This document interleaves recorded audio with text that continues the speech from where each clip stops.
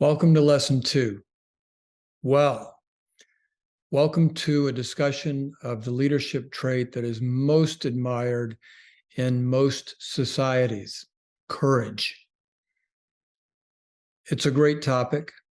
It's one that's often misunderstood, and I want to offer you some thoughts based on my experience that may complement what you've read in your readings and in your assignment. Courage, what is it? Do some people have it and other people don't? The answer is that courage is not a willingness to jump into a dangerous situation.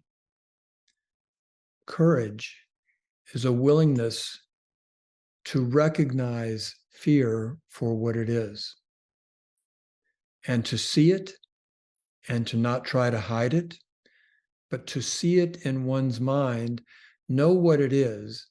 And when we know ethically that we should move past that fear and take action, then we ask fear to have a seat.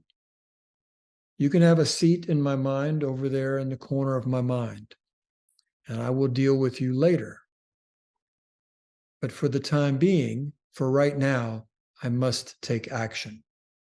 That action may be speaking up in a meeting on an ethical issue, or speaking up for a position that you believe will be better for the organization, or standing your ground when challenged.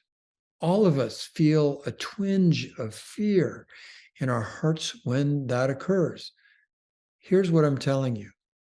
That twinge of fear is okay. It's built in. Everyone has it.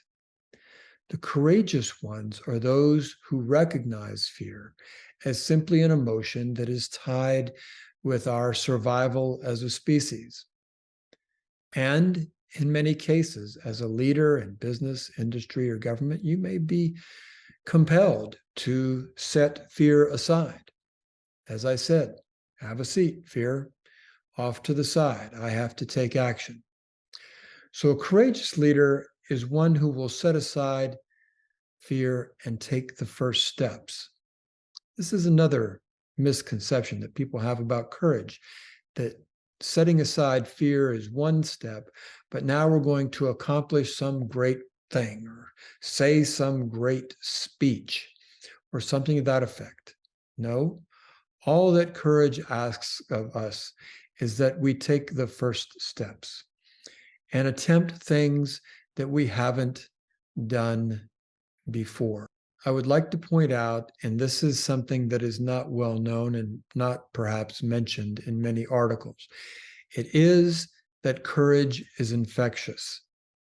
If you, as a leader, demonstrate courage, the willing to stand up for what is right, the willingness to listen to feedback and perhaps even criticism from those around you, including your team.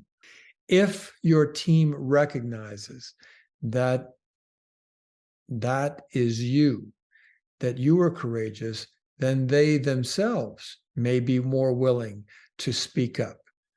They may be willing to take on tougher tasks. That's a snapshot and perhaps some thoughts that you did not see in your readings on courage.